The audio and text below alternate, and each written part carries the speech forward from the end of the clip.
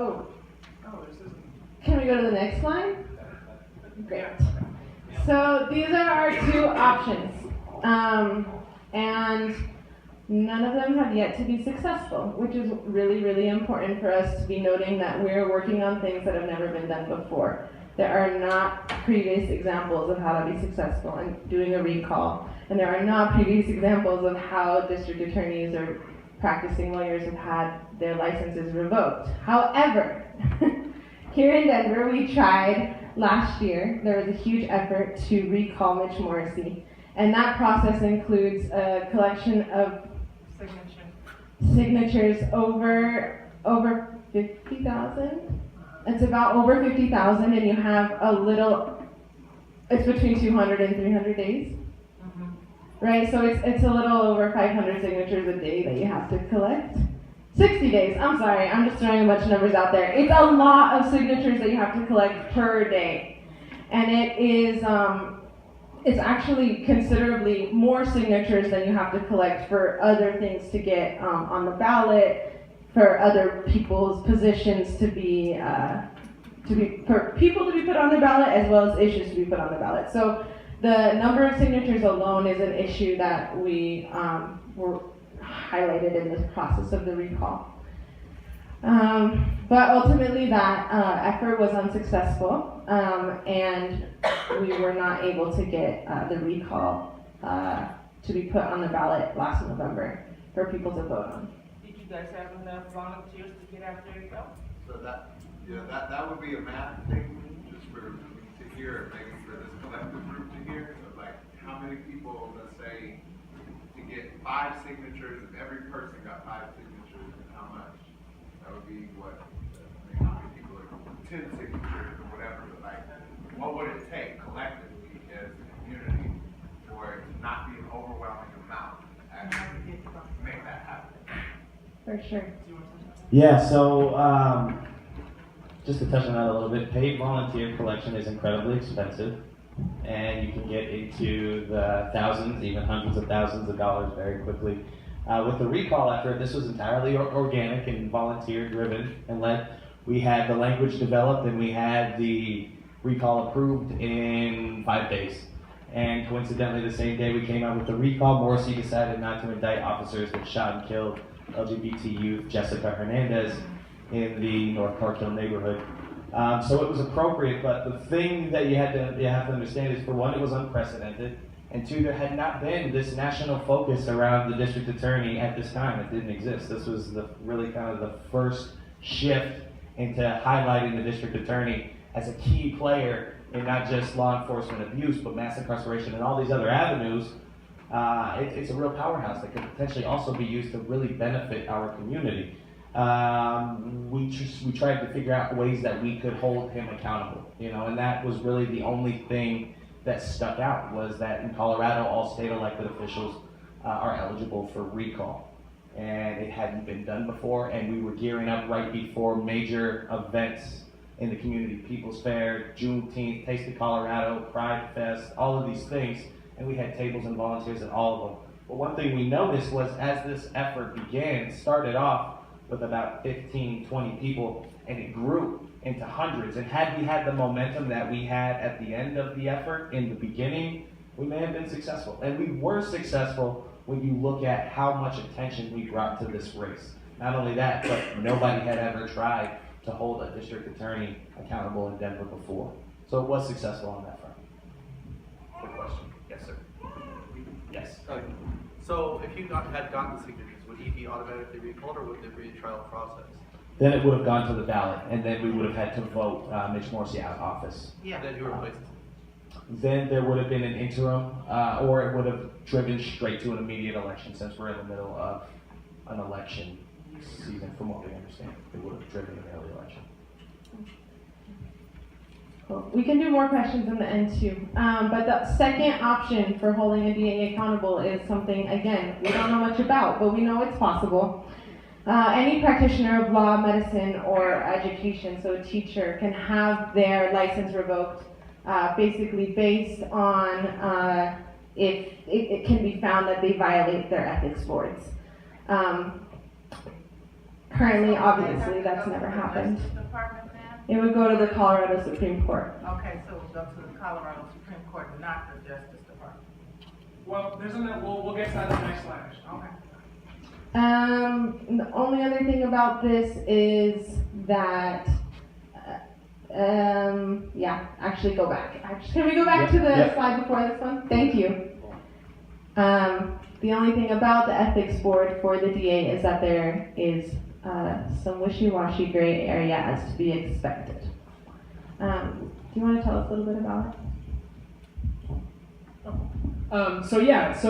There's an article in the Westward that came out. Many of you may have seen. We linked it here. This is a quote from the article itself. But to the question of so the way that you revoke a license is to get the ethics board to actually do that. But basically, what the Westward, through its investigative journalism, discovered recently is that the Independent Ethics Commission, the committee that would actually do the revocation, and the other bodies that are involved here, which one is it?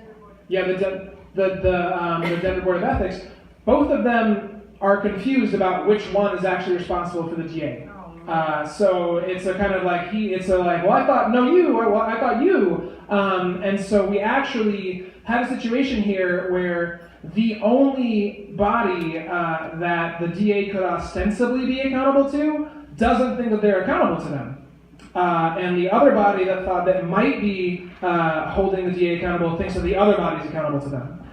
So this is obviously a place that we really need to, so actually there was a gentleman, Jerry Green, who tried to file a complaint, and as you can see here in the center, both city and state declined to address his complaint because each thought the other was responsible, right? So somebody actually did try to file a complaint against Mitch Morrissey, the district attorney that currently sits, and both bodies said, you should talk to the other guy, and we ended up with no accountability. That sounds like, who's on first? That's exactly right. It's a joke, right? And so these are the, unfortunately, state of things, state of affairs that we have in terms of holding our district attorneys accountable, is we can recall them, mobilize all of the money, people power, time, and effort to actually collect that amount of signatures, or go try to figure out and hold an ethics commission accountable to their own work, which they don't think they're responsible for. Where is that information posted? Because I'm sure that within their guidelines somewhere, it has to say which one of them is accountable over what they have to oversee. So to me, that's an easy one. I mean, even if you get two of their high representatives talking to determine which one of us needs to be able to take care of this, what can we do to push that to say one of the two of you need to figure this out and do it quickly? It has to be somewhere in their guidelines as to who's over this position. No, I think you're absolutely right, and that is something that we have discussed that internally, but all of this has been community driven and discovered through efforts like Jerry Green, through efforts like the community recall, and we actually don't know if this has currently been rectified or not. We know that this article came out and that there was no response, and to our knowledge, we don't know if anything ever came from that. So in order for them to discuss it, how many people would have to file a complaint before they say, okay, somebody's got to talk about something, because there's got to be a way for there to be enough people power for enough people to file a complaint and file a legitimate complaint against the DA to make it where they have to go, well, we're going to have to discuss this thing because there are too many people complaining about him. Right. I mean, Somebody's got to discuss it. there's no real answer about how many people does it take. And to the sister's point, you would think that it's got to be somewhere in the rules and regulations, but it actually doesn't. There's lots of ways in which like state and different levels of laws end up being contradictory, and they don't really figure out that they're contradictory until like a point comes up that presses at that little intersection of where there's a problem. And obviously we found one, and you would hope that these ethics boards would take care of the problem themselves, but I don't know what date this article was written, but it was from the last 6 months. And this, to our knowledge, this issue hasn't been addressed. But like you said, this is a sort of issue for our community. That this is the reason that we're doing these teach-ins, right? We need people to understand that there are holes in the system and the ways that we are being impacted by this, and it should be, and we're electing these people, and they should be accountable to us, but they're not. And what we're finding is they're actually accountable to no one. And so what we actually need is what we're here to do is to encourage all of us to get involved and continue to try to push forward these kinds of changes. So you're right, these are serious questions. You should be upset about this, and that's the whole point of us doing this teach-in, is to help people understand that there are serious problems we need to address in our community. But we also want to make sure that we're moving toward a closing of the question and answer session, so we'll talk much more about this. But let's go ahead and move on to the next slide, is the one we had to go back.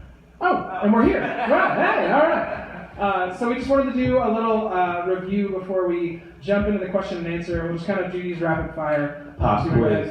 So you want to go ahead and start, Alex?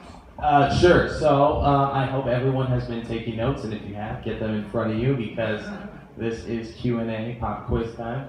Can we go ahead and go to the next slide, please?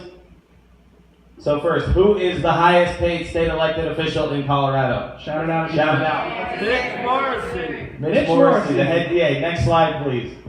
Oh, there's the answer. Who is the highest paid state elected official in the state of Colorado? The Denver District Attorney. Annual salary, $232,980. And you pay him every dime of that. Yes. Good job, Denver. Next slide, please. Go ahead.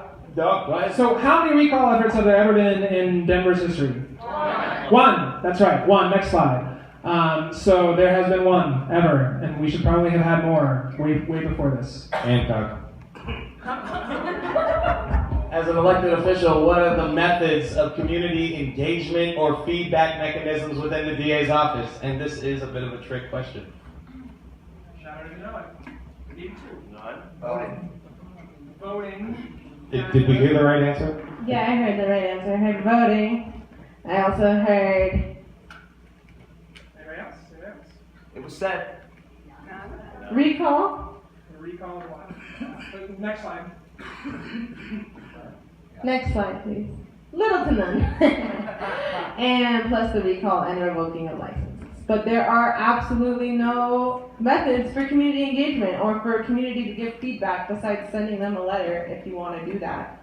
But they don't have any process within the structure of the office themselves to respond or take in that feedback. Next slide, please. Who is the primary contributor to mass incarceration? Next slide, please. Not just Ms. Morrissey, but he's one of them. The answer is all district attorneys. Next slide, please. DA discretion can impact. Shout them out. There's lots of different things. So we have Mass five. incarceration. Mass incarceration for sure. But these are we're really talking about their discretion and decision-making power. Spend a lot of time on one side and have five. Mandatory minimum. There you go. Mandatory minimum. Plea bargaining. Whether to charge it all. Officer discretion. Death penalty. Death penalty. Victim compensation and death penalty. Perfect.